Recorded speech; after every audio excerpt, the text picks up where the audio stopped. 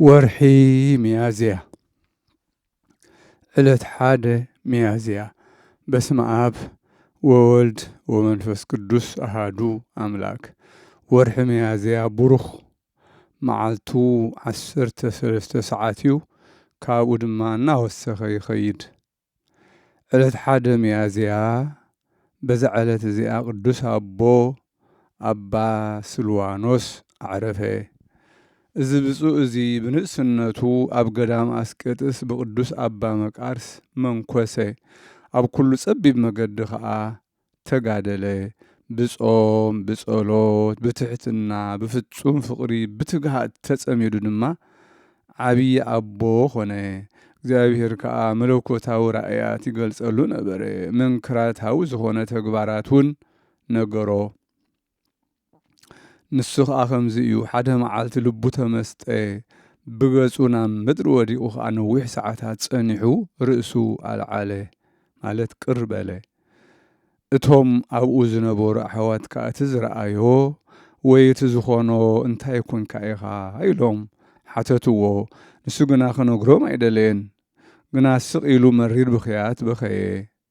እቲ ኣብኡ ዝኾነ ክነግሮም ምስ ኣገደድዎ ግና ንዓይ ናብ ገነት ሓጎስ መሲጦምኒ ማለት ወሲዶም ንጸኒሖም ናይ ኩነኔ ናይ ስቅያት ቦታን ማሕደር ጻድቃንን ከዓ ርኢኹ።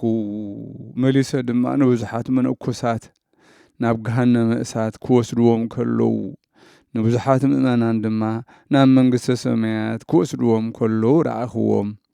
ከመይ ከደኣ ኣነ ኣብ ልዕሊ ነፍሰይ ዘይበኪ በሎም። ካብታ ዕለት እቲኣ ገጹ ብቆቡዕ ሸፊኑ ኣነ ናይ ዝሓለፈ ዓለም ብርሃን ክርኢ ኣይደልን እየ። ናብዚ ናይ ዘለኣለማዊ ጸልማት ክወስዱን እዮም እናበለ ይበኪ ነበረ። ንሱ እዚ ቅዱስ አቦ ብመንፈሳዊ ግብሪ ተጸሚዱ ይጋደል ነበረ። ንተምሃሮኡ ድማ ተግባር ኣእዳዎም ማለት ስርሖም ከየብኩሩ ካብ መግቦም ዝተረፈ ድማ ምጽዋት ክህቡ ይእዝዞም ነበረ። ሓደ መዓልቲ ሓደ ሃካይ መነኮስ ናብ ገዳም እዚ ቅዱስ አቦ መጸ። ክሰርሑ ምስ ረኣዮም ድማ ነዚ ሽማግለን ንተምሃሮኡን ንምንታይ ኢኹም ንስኻትኩም ነዚ ሓላፊ በልዒ ትሽቅሉ ወይ ትሰርሑ ነቲ ናይ ዘለኣለም ህይወት ዝነብር በልዒ ሸቅሉ በሎም። ከምቲ ኣብ ወንጌል ተጻሒፉ ዘሎ ማርያምሲ ማንም ዘየሕድጋ ሰናይ ግደ ሓርያላ ከም ዝበለ በሎም። አባ ስልዋኖስ ከዓ ሰሚዑ ነቲ ተምሃራዩ ከምዚ ኢሉ ኣዘዞ።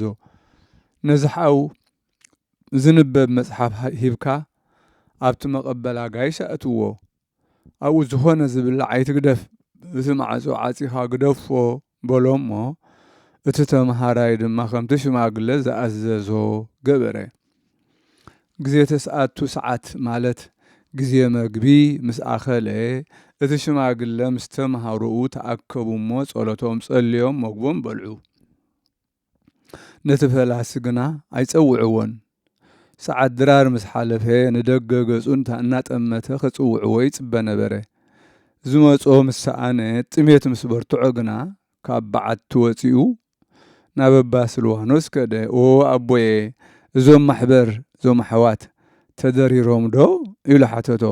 እቲ ቅዱስ ከዓ እወ በሊዖም ኢሉ መለሰሉ። ንሱ ከዓ እንታይ ደኣ ዘይጸዋዕኩምኒ በሎ።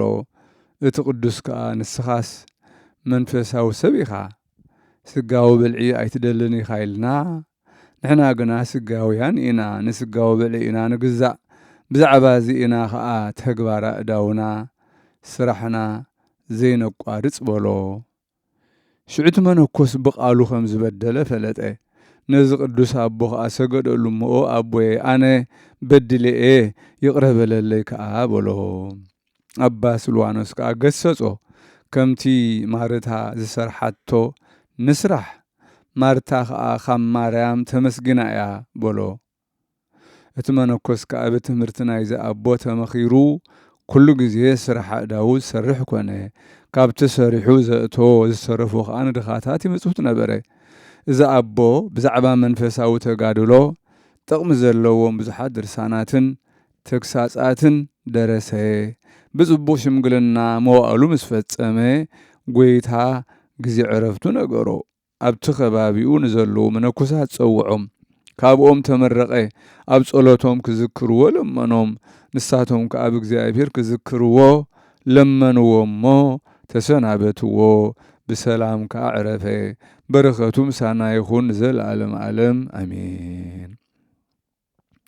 ሰላም ለስልዋኖስ ቢጸ መላእክት ዘኮነ ፍትወተ ዓለም በልቡ እስመ ተመነነ እምአመ ርእየ አሜሃ ጽልመተ ኃጥኣን ደይነ በቆባአ ርእሱ ገጾ ከደነ ህየንተ ዘበምድር ይርአይ በሰማይ ብርሃነ።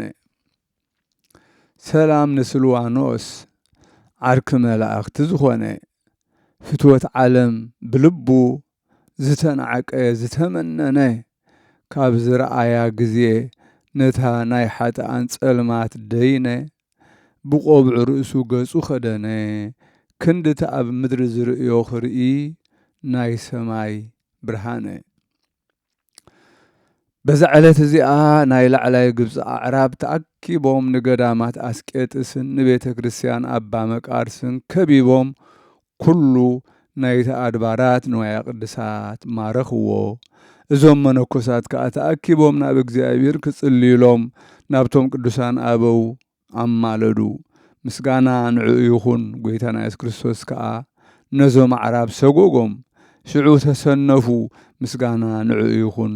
ብዘይካ ናቱ ሓይሊ ዘሰዓቦም ዘይብሎም ሃደሙ። እቶም መነኮሳት ከዓ ኣብ ልዕሊኦም ይቕረኒ ዝበለ ጐይታና ኣመስገንዎ። ክብርን ምስጋናን ንዘለዓለም ዓለም ንዕኡ ይኹን ኣሜን።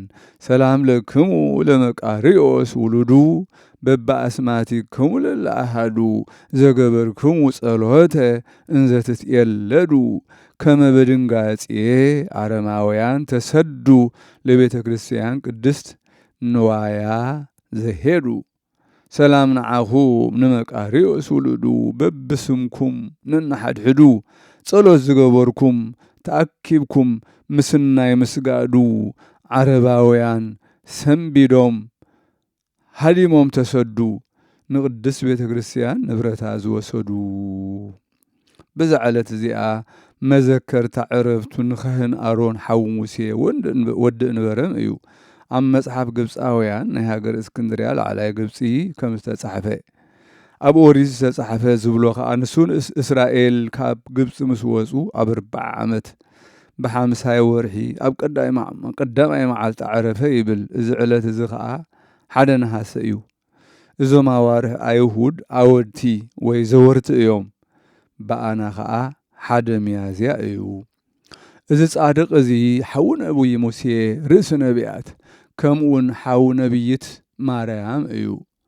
ንሳቶም ከዓ ካብ ነገደ ሌዊ እዮም። እግዚአብሔር ከዓ በእዳው ኣብ ሃገር ግብፂ ብዙሕ ተኣምራትን መንክራትን ገበረ። እግዚአብሔር ንዕኡን ንደቁን ሓረዮም፣ ካህናቱ ከዓ ገበሮም። ካብ ደቂ እስራኤል ዕሽር ከምኡውን ካብ ገንዘቦምን መስዋእቶምን ሃቦም። ደቂ ቆርየ ኣብ ልዕሊኡ ምስ ተላዕሉ እግዚአብሔር ኣጥፍኦም፣ ንምድሪ ክትውሕጦም ኣዘዛ እሞ ኣፋ ኸፊታ ወሓጠቶም።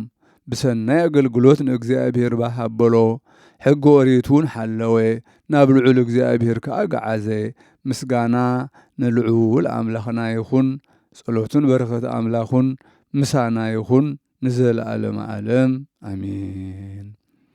ሰላም ለኣሮን ዘኣሰርገዎ በወርቁ እግዚአብሔር ሊቁ ለዝክረ ትእምርት በይነ እበዩ ወጽድቁ ውህጠቶም ምድር እንዘአፉሃ ታበቁ ሶበላ ኢሌሁ ተንስኡ ለቆርየ ደቂቁ። ሰላም ንኣሮን ዝሸሎሞ ብወርቁ እግዚአብሔር ሊቁ ንመዘከርታ ትእምርቲ ምንቲ ዕቤቱ ምስናይ ጽድቁ ወሓጠቶም ምድሪ ኣፋ ኸፊታ እንዘአፉሃ ታበቁ። ኣብ ልዕሊኡ ምስ ተላዕሉ ንቆርየ ደቁ።